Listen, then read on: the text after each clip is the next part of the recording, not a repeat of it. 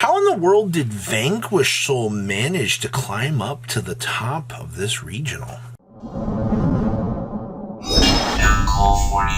Make sure you guys smash the living crap out of that subscribe button so you guys don't miss out on more Oz content. Welcome to the Solemn Circus regionals, we're going to call it, because he's the one that ended up covering all of this out of Canada for you guys.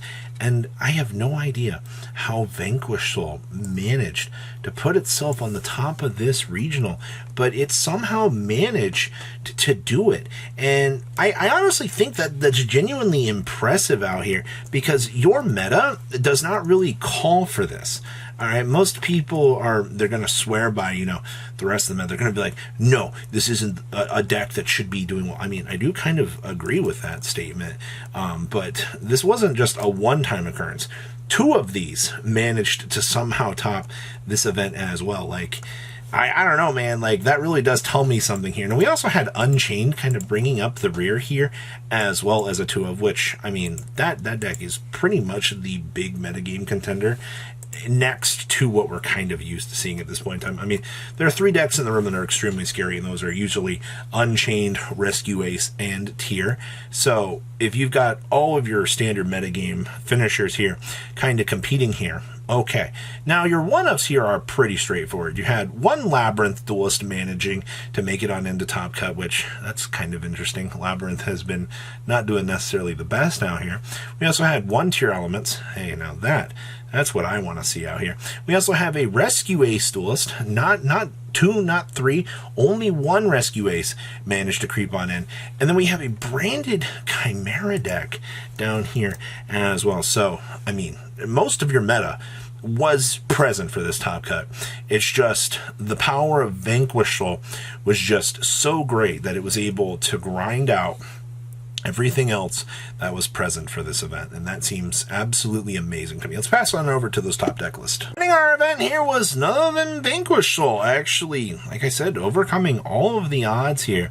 And the first thing I do see here, yes, we are playing DD Crows in the main deck, so this is going to be a nice little powerhouse. We are playing 1 Rise Heart. This is kind of nice to see, but that also means that we can make Dempsey down here as well, and you can kind of start doing all sorts of little different lines of play now, because we are playing, the good card named Geolong here. I see that we are playing Kurikaras in here as well. Maybe Kurikara is not exactly the craziest good hand trap in the whole wide world, but let's call it what it is at this point in time. It is a nice little addition that you're going to be able to kind of punish your opponent with if they don't see it coming. And I see that we are main decking the summon limits. Maybe the TC boos aren't the most optimal choice for this format, but heck, man, summon limit definitely feels like a good card. And we still are playing the 1 Snow Devil, so kudos to seeing this. Second place, wow, we have Labyrinth with only 1 Arius. Now, I will say that I think that Arius as a 1 of definitely is the best method to play this right now until we get transaction rollback. Once we do get transaction rollback, though, it is all fair game for the little extra ideas that you'll be able to kind of bring to the table here in terms of all of this. But you got to keep in mind, this card definitely does help out with some of the problems that the deck had. Does it necessarily fix all of them? No. All right, but being able to maybe turn 0 something a little bit more powerful that you might need to, kind of help out your combo line should work out relatively easily. So I don't see anything else too crazy about this. I'm just more shocked that Vanquish Soul, just had the easiest time of its life plowing through, every duelist that was present in this regional. So, okay, what else we got going on back here? We have, oh man, it's the story of Tier Elements. But the first thing I see here is we're main decking some Shaddoll Fusions in here. That's not something that I'm very used to seeing at this point in time. Shaddoll Fusion, usually if it's seeing play, it ends up being side decked, which means we were trying some super saucy things with this list, which there's nothing wrong with that, all right? Like, having different cards that you're able to kind of combo with, especially, high App Cologne, high Shekanaga, high Winda, well, let's call what it is with this. And I see that we are also playing the Impulse and the Attacker package in here as well. Now, do keep in mind, I mean, this card does let you draw 2, discard 1, so that does kind of add into your little tier package of things. So we've seen the Airlifter package in here, or excuse me, the Attacker with the Impulse package before.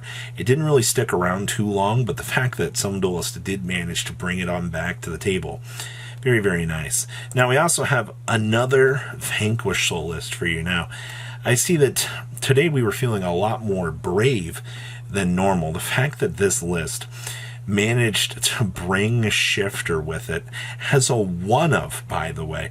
It's kind of cute. I also see that if times get tough, we actually can board in what looks like Small World, and we can do some extra combo. What in the world is this deck? Like, what are we doing here? Like, what craziness has possessed us to start trying out all of these little different combo lines out here and start to, you know, see what's going on here? Because this looks very interesting on paper, and I don't know if it's going to be necessarily the craziest little idea box that you could have going for you, but okay, it does kind of prove once again that those tech choice slots are some of the biggest carries in the meta, and you do need to be able to have cards to assist you with that. All right, next up here, we have Unchained. Wow, Unchained got forced back into not even top 4. But, I mean, it's still a standard metagame contender. It's still sitting here. It's still doing its thing. I see that we still are playing the DDD package. If you're seeing somebody trying to play Unchained without this package, I think at this point they're doing it completely wrong. Like, this package is, like, still the backbone that allows this deck to do its thing. Also, I mean, being able to go into Deuce and then supercharge out the Zeus does make a lot of the difference. And it's also pretty cool to see the level of synergy that the Unchained stuff does have with this. Also, 42 cards is absolutely fine. Side decking Shifter. Hey, look, this deck didn't really get bothered by Shifter in the first place. This is just one more stage along the way of, well, you know, if it does happen, it can be a slight inconvenience, but it's not enough typically to slow this deck down. So we may as well be one of the ones to play it. Okay, next up here, we have Rescue Ace. Now this is, what was with this regional in Kurikara, man? Like, everybody here kind of feels like they wanted to play something with Kurikara and kind of have it stick around, which isn't a bad thing. I mean, having some sort of little powerhouse ideas with this does tend to seem kind of good, but okay, I guess little differences. Okay, sure. Is there anything else that really sticks out to me too much? I mean, still one field spell. Yes, we are side decking the one Snake Eyes. Yes. I've talked about this card seeing play as a side deck option, and I think a lot of people tend to just kind of, you know, shove it off. They're like, oh, you know, it's nothing too crazy. The 1-of is fine. I mean, you could be crazy and you could main deck it, but why would you do that? Like, what's the point in trying to deal with this? A lot of tech choices for this Regi. All right. Oh, well, I mean, I just stepped right into one right here. We are playing Goddess of the Third Eye, so this is our fusion substituter that we've chosen to play. It is acting as a fairy, which is kind of cool, but this draws my attention over here.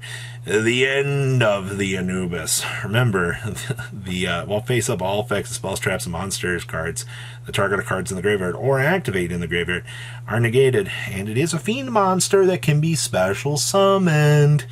You already know that something stupid is cooking with this card, typically when it gets involved out here, so something to consider here. You got another broken card in the mighty array of Fiend Beast. Oh, and of course, I mean, if you're not playing King Tiger Wango at this point in time, I tend to think that you're doing something wrong. So, it's so cool to see the wide array of things that were present for this. That's so good. All right, and our last list out of this regional was another Unchained variant. This build managed to squeak it down to 40 cards, which is fine. We got triple Fenrir in here. We are playing one copy of the Nibiru, as per usual. See that we are also playing some Change of Heart, some Herald of the Abyss, all very fun cards for our 1-of Thrust to be able to toggle into and laugh at the opponent. But Is there anything else really too crazy about this regional? No. Vanquish Soul taking down the win is extremely exciting. It does prove that there are a lot of differences in the meta that I think a lot of people might have missed at this point in time. And that's actually really nice. So what do you guys think? Please leave a comment down below. Tell me what you guys think, and I'll see your beautiful faces back here later in the day, guys. Peace. Patrons, thank you.